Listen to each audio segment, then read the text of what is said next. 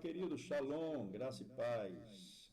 Seja bem-vinda à quarta edição, quarto vídeo do Estudando a Bíblia. Estamos andando, este já é o vídeo número 4 e temos dado prosseguimento aos nossos objetivos estudando a Bíblia. Seja bem-vindo ao Estudando a Bíblia.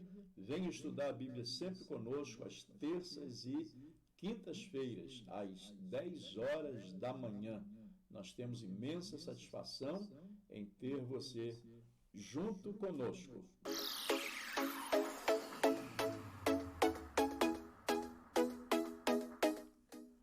Você quer fazer algum contato conosco? Eis aí então os nossos canais, e-mails e os links, do Facebook e do YouTube, respectivamente, para que você, caso queira, caso precise de fazer contato conosco, está à sua disposição. Nós estaremos sempre à vossa disposição para lhes atender a qualquer momento, a qualquer instante, se o Senhor assim nos permitir. Nós queremos ser muito bem úteis, sanando as dúvidas e respondendo às questões que, porventura, por sua dúvida, queira nos dirigir. Nós estaremos estudando hoje mais uma etapa dessa grande e importante caminhada estrutural. No vídeo passado, vídeo número 3, foi falado sobre Mateus e Marcos. São 4 evangelhos dentro dessa primeira estrutura do Novo Testamento, pois nós estamos estudando nessa primeira série o Novo Testamento. Hoje nós falaremos sobre os 2 últimos evangelhos, que são os evangelhos de Lucas e o evangelho de João. Nós já aprendemos que nessa estrutura dos 4 evangelhos, nós temos o evangelho de Mateus e Marcos e Lucas, que são considerados sinóticos, conforme nós explicamos no segundo vídeo dessa série. Falamos que são sinóticos e que não são sinóticos. Nós falamos de Mateus e Marcos no vídeo anterior. Hoje nós vamos falar de Lucas, que é mais um evangelho sinótico, sendo os 3 primeiros sinóticos, e vamos concluir sobre o evangelho de João, que não é um evangelho sinótico, e nós já abordamos sobre isso. Se você perdeu essa aula, vá ao vídeo número 2 dessa série do estudo do Novo Testamento, e lá você tirará as suas dúvidas. Tenho certeza que valerá a pena. Meu querido, com relação aos estudos do Novo Testamento, nós temos então Marcos, Lucas, Mateus, Marcos e Lucas, que são os 3 primeiros livros e são considerados sinóticos, 3 primeiros livros do Novo Testamento. Nós passaremos então a estudar agora o livro de Lucas, Evangelho segundo escreveu São Lucas. Este é o 3º evangelho na Bíblia. Os evangelhos são relatados mediante a história da vida e da morte, também da ressurreição de Jesus. Lucas trata desses relatos de forma precisa, de forma pontual.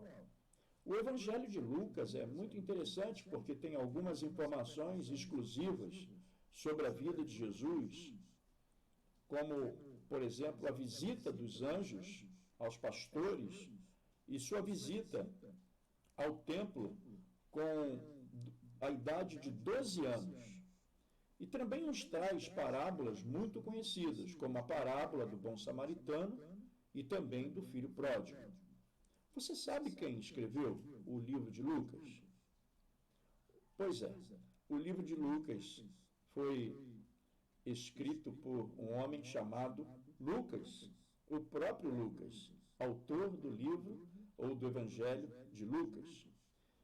Lucas era médico e ele acompanhou Paulo em suas viagens missionárias. Ele teve a oportunidade, o privilégio de estar com Paulo em algumas das viagens missionárias de Paulo. Lucas não foi um apóstolo, provavelmente.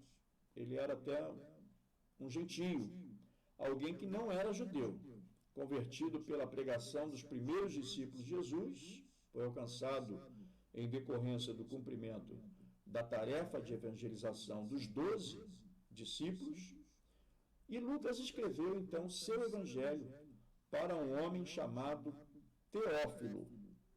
Ele procurou testemunhas oculares e investigou cuidadosamente toda a informação sobre a vida de Jesus para criar uma biografia organizada e fiel que confirmasse o que Teófilo tinha aprendido.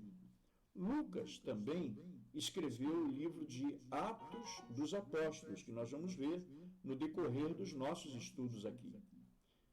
E essa foi uma continuação, propriamente dita, do Evangelho de Lucas.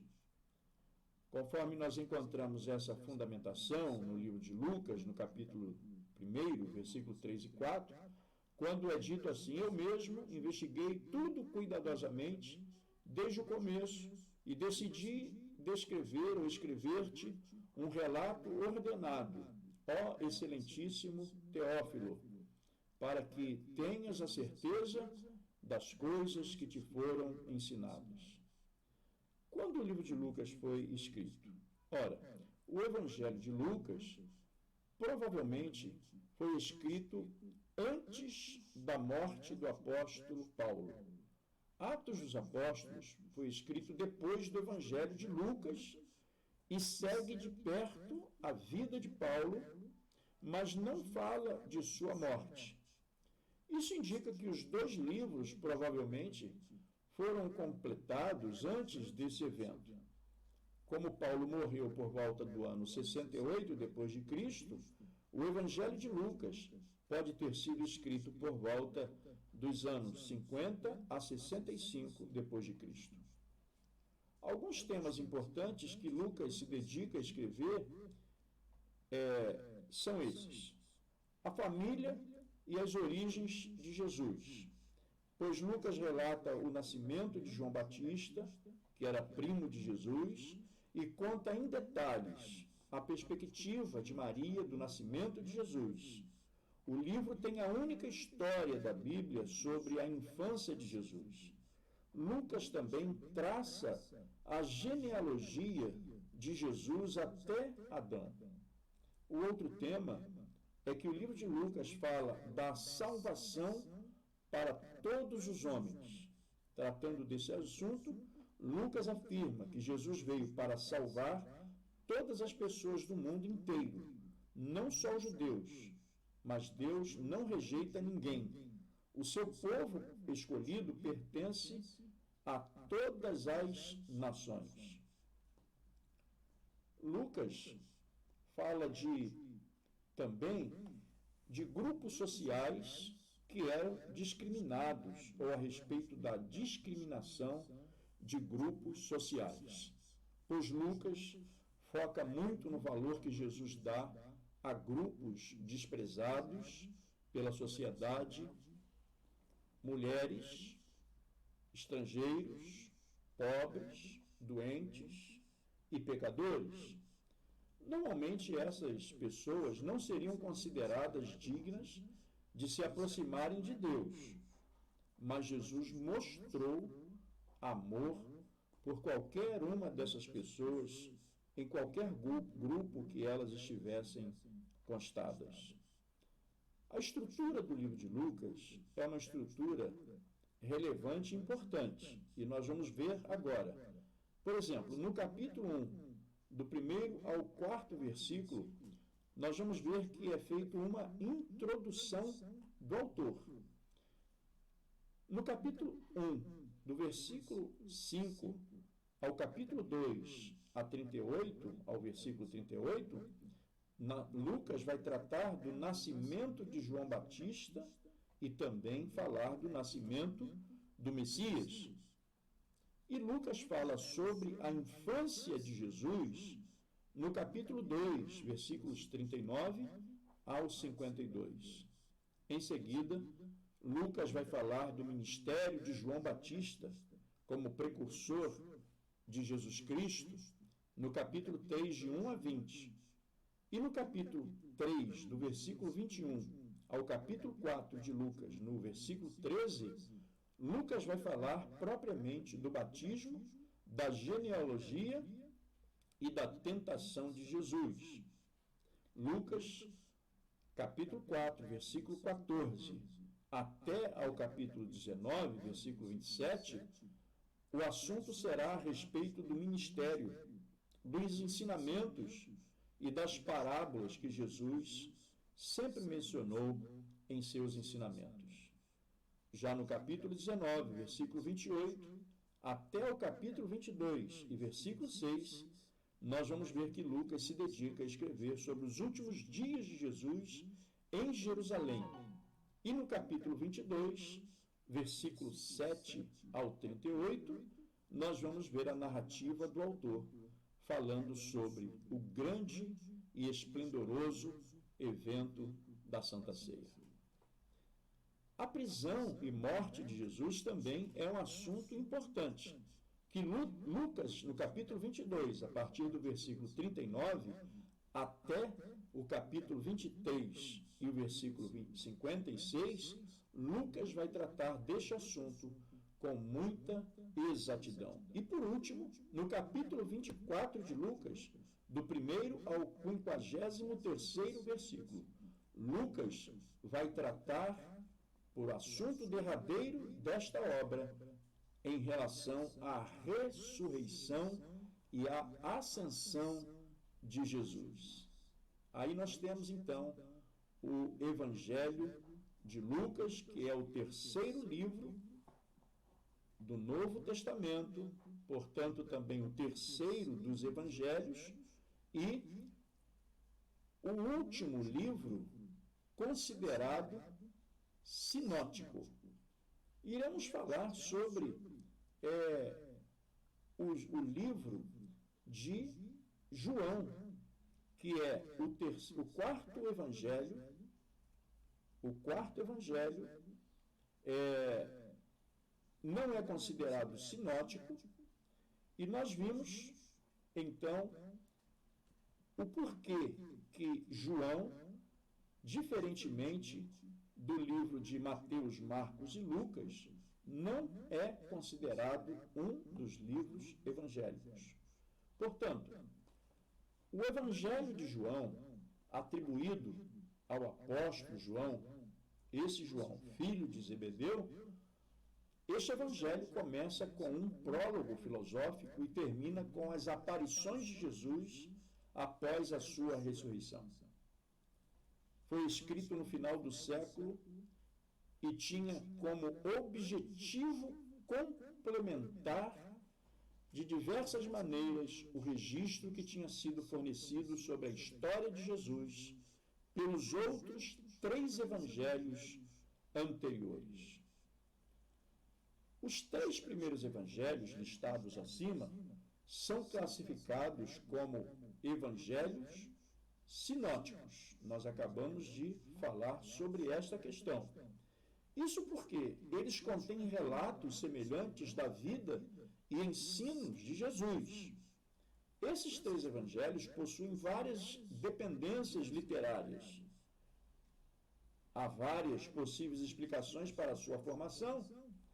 Há quem afirme que o evangelho mais antigo seria o evangelho de Marcos, cuja data de escrita costuma ser calculada entre os anos 55 a 65 depois de Cristo, e pode ter servido de fonte sobre a vida de Jesus para Mateus e Lucas. Outra corrente de estudiosos vai nos mostrar, através das suas posições ou da sua posição um tanto mais liberal, afirmando que eles foram escritos com base em uma fonte que nós já tratamos dessa questão aqui em vídeo anterior, de Kelly, que significa fonte, em língua alemã, que é desconhecida até os dias de hoje. ou então com base no Evangelho segundo os Hebreus, no ano 60 ao 100º ano depois de Cristo, que sobreviveu apenas em fragmentos encontrados nas citações feitas por vários pais da igreja primitiva. Uma terceira explicação para a dependência literária dos evangelhos sinóticos afirma que o Evangelho de Mateus foi escrito primeiro. Depois, Lucas utilizaria o Evangelho de Mateus e o Evangelho segundo os Hebreus, além de outros evangelhos que circulavam na época. Por fim, o Evangelho de Marcos seria fruto de uma palestra que Pedro deu com base nos evangelhos de Mateus e de Lucas. Já o Evangelho de João, que é o livro que nós estamos estudando em tela, é estruturado de forma diferente dos evangelhos sinóticos e inclui histórias de vários milagres, palavras de Jesus, que não são encontradas nos outros 3 evangelhos. Esses 4 evangelhos foram unanimemente aceitos como parte do cânon sagrado do Novo Testamento. Porém, eles foram apenas alguns entre os muitos outros evangelhos cristãos. A existência de tais textos é mencionada no início do Evangelho de Lucas, no capítulo 1, versículos de 1 a 4. Outros evangelhos, como os chamados evangelhos judaicos cristãos, ou o Evangelho de Tomé, oferecem uma ajuda precisa para entender o contexto do cristianismo primitivo.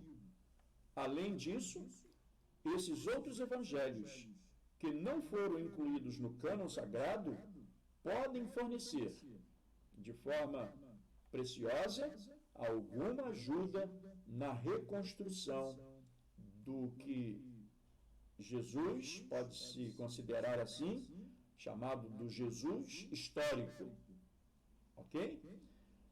Fazendo um resumo do Evangelho de João, nós temos o seguinte: no capítulo 1, João, em seu texto introdutório, ele faz um resumo do que seria a revelação em seu livro. Jesus é Deus, ele é eterno, estava com o Pai desde a criação do mundo e a luz para uma humanidade em trevas. Uns rejeitaram, outros aceitaram e foram feitos filhos de Deus. João também fala a respeito do testemunho de João Batista, o precursor de Jesus, que afirmou ser ele o Messias. Narra ainda como se deu a chamada dos primeiros discípulos de Cristo, ou seja, André, Simão, Felipe e Natanael. No capítulo 2, o segundo capítulo relata o primeiro milagre público de Jesus, que foi a transformação em Caná da Galileia e a indignação de Jesus diante daqueles que profanavam o templo do Senhor, realizando comércio durante a festa da Páscoa.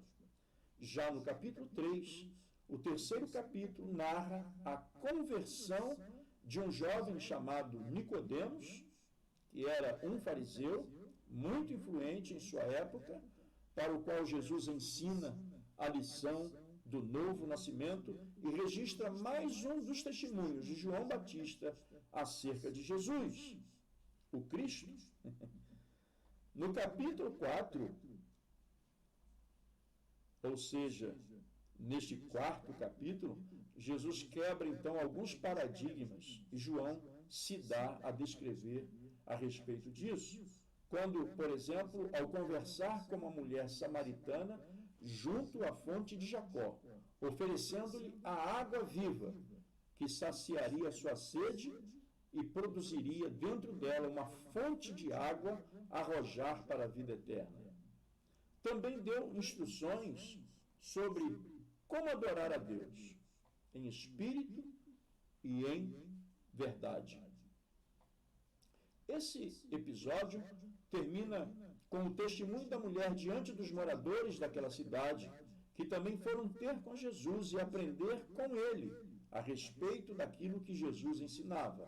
E após isso, Jesus fala a seus discípulos acerca da colheita espiritual onde tanto o que semeia quanto o que ceifa recebe igual recompensa.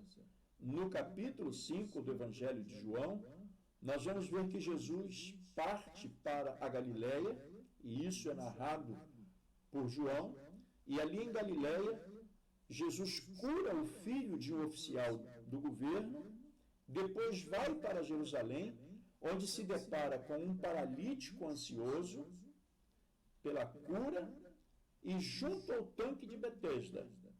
E Jesus, tendo misericórdia, curou aquele paralítico, mandou que ele tomasse sua cama e fosse embora para a sua casa.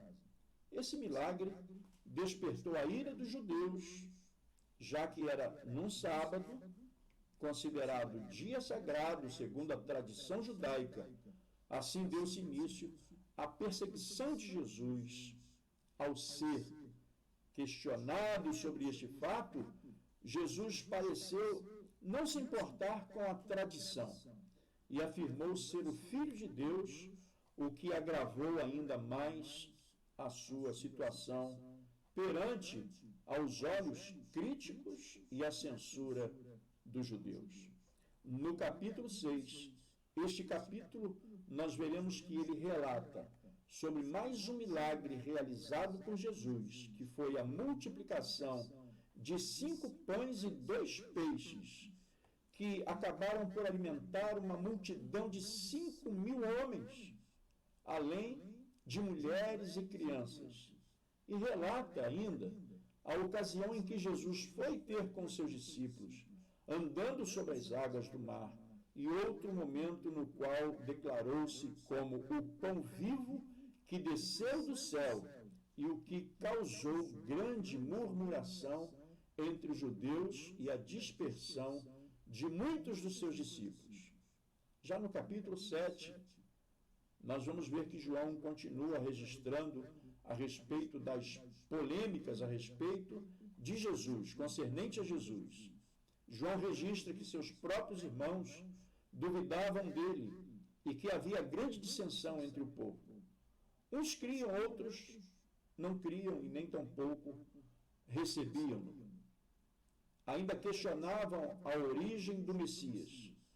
Este capítulo também fornece informações adicionais sobre Nicodemos, mostrando que ele defendeu Jesus diante dos fariseus. Está precisamente no capítulo 8, quando Jesus, diante de uma mulher adúltera e de uma multidão sedenta por fazer justiça com as suas próprias mãos, querendo apedrejar aquela mulher, e a saída encontrada por ele foi mostrar que ninguém ali era digno de matá-la, pois todos eram igualmente pecadores. A mulher obteve perdão de Jesus e encontrou nele um novo recomeço para a sua vida. Em seguida, nós temos os registros feitos por João a respeito de mais um discurso de Jesus, no qual ele afirma ser a luz do mundo. Fala sobre o juízo para os que não crerem e fala também sobre os verdadeiros filhos de Deus e traça uma acusação aos judeus de serem filhos do diabo por não darem ouvidos à sua mensagem. E aí Jesus, então, segundo os relatos de João, afirma a sua divindade e pré-existência. No capítulo 9 de João, Jesus mais uma vez é alvo de críticas por curar um cego de nascença, também no dia de sábado, junto ao tanque de Siloé. O interessante nesse capítulo é o testemunho corajoso do cego diante daqueles religiosos e seu entendimento a respeito de Jesus. Ele creu que este não poderia fazer tal obra se não fosse por intermédio do poder de Deus. E no capítulo 10 do Evangelho de João, nós temos o registro de um outro discurso no qual Jesus afirma ser o bom pastor, porque dá a vida pelas ovelhas e a porta da salvação que conduz a vida eterna. Relata ainda mais um encontro com os religiosos durante a festa da dedicação, no qual eles tentaram apedrejar a Jesus, mas Jesus conseguiu escapar, dirigindo-se para o local onde havia sido batizado por João. Ali muitos foram ter com Jesus, desejando ouvir a mensagem que Jesus pregava. No capítulo 11, neste texto, Jesus afirma ser a ressurreição e a vida e demonstra sua humanidade ao chorar a morte do seu amigo Lázaro, um amigo querido, e logo em seguida mostra seu poder e a sua divindade, trazendo ele de volta à vida. E mais uma vez, os fariseus, ao invés de o adorarem, buscavam prendê-lo e matá-lo. No capítulo 12, este capítulo descreve um jantar que foi oferecido a Jesus pela família de Lázaro, no qual Maria realiza um dos maiores atos de adoração registrados na Bíblia. Ela unge os pés de Jesus com um óleo caríssimo, sendo criticada por Judas Iscariotes e elogiada por Jesus. Depois Jesus entra em Jerusalém, montado em um jumentinho, sendo aclamado pela multidão pelo que havia realizado na vida de Lázaro, conforme predito pelo profeta Zacarias. E em seguida, ele anuncia que chegou a hora de ser glorificado e, utilizando a metáfora do grão de trigo, explica que precisa morrer para que outros possam viver. João registra com cuidado que, apesar dos milagres realizados por Jesus, grande parte do povo não creu e outros até creram, mas o negavam por medo de serem expulsos da sinagoga. Já no final do capítulo, há uma fala de Jesus, na qual ele sintetiza sua mensagem, dizendo quem era, qual sua missão e em nome de quem falava. No capítulo 13, agora, Jesus ensina a lição da humildade aos seus discípulos, levando-lhes aos pés e incentivando-os a fazerem o mesmo uns aos outros. Após isso, ambos compartilham sua última ceia, na qual o traidor, Judas Iscariotes, é revelado um mandamento, amar uns aos outros, é deixado e Pedro confrontado por declarar-se capaz de dar a sua vida por Jesus, pois o mestre sabia muito bem que no futuro Pedro iria negá-lo. Capítulo 14 de João, nós vemos o registro da declaração quando Jesus faz a declaração do caminho, sendo ele o caminho, sendo ele a verdade e sendo ele também a vida, e consola seus discípulos com algumas promessas, como, por exemplo, um lugar junto dele à casa de seu pai, autoridade para realizar as mesmas obras que ele. Outro consolador também é mencionado pelo Messias, o Espírito Santo, e a paz que excede todo entendimento. Nos capítulos 15 e 16, João contém o discurso de despedida de Jesus, dirigido especialmente aos seus discípulos, utilizando a metáfora da videira e suas varas. Jesus ensina sobre a importância da permanência nele.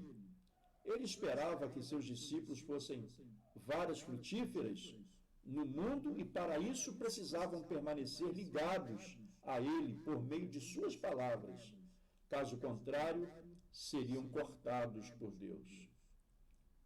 Além disso, Jesus reforça seu principal mandamento, que era o amor, e pela primeira vez chama os seus discípulos de amigos e afirma tê-los escolhidos e não ter sido escolhido por eles como imaginavam. Faz um alerta. Deveriam preparar-se para o ódio e a perseguição vindoura.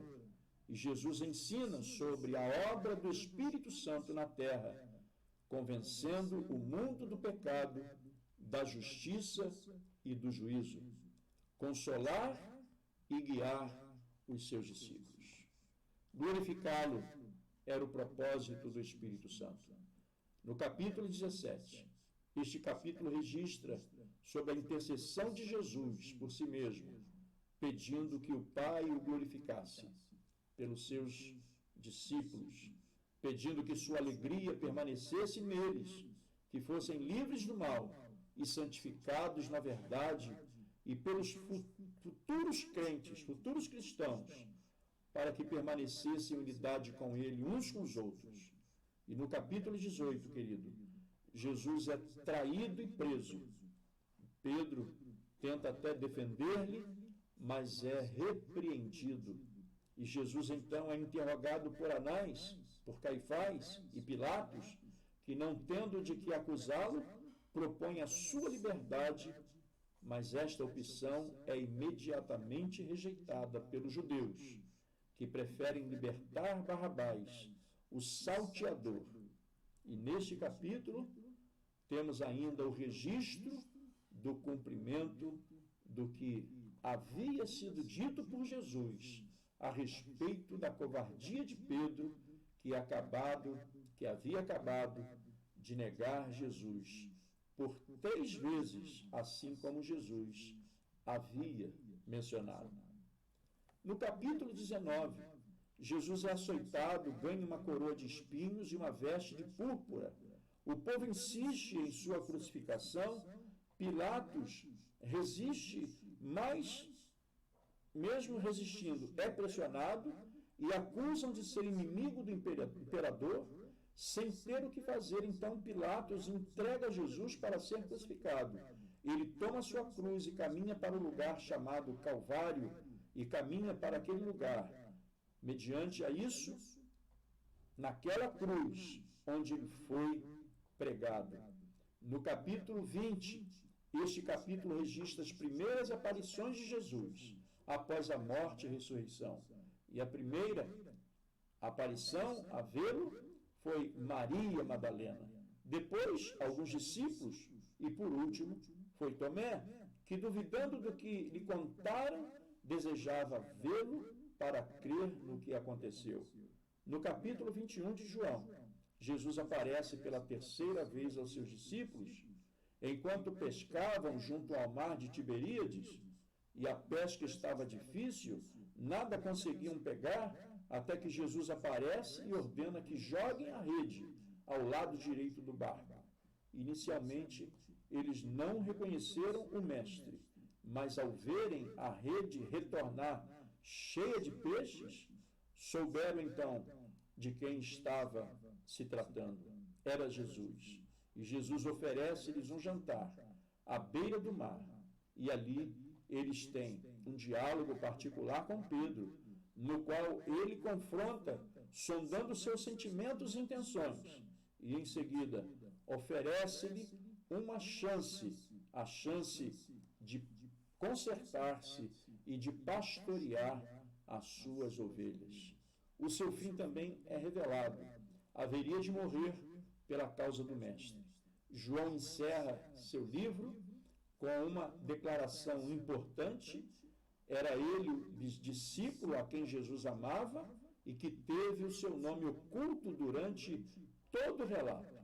Declara ainda que seu testemunho é verdadeiro e que contém apenas uma parte dos atos realizados por Jesus durante a sua vida, pois seria impossível descrever todos os atos. Coisa maravilhosa esse livro de João.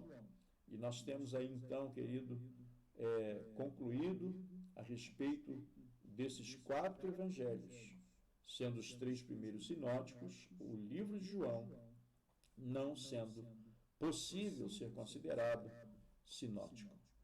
Aqui encerramos esta 4ª edição de Estudando a Bíblia e eu desejo a você um bom aproveitamento em seus estudos. Que Deus te abençoe, que Deus lhe dê paz, que haja paz sobre a sua casa, sobre a sua família, sobre a nossa nação e sobre Israel.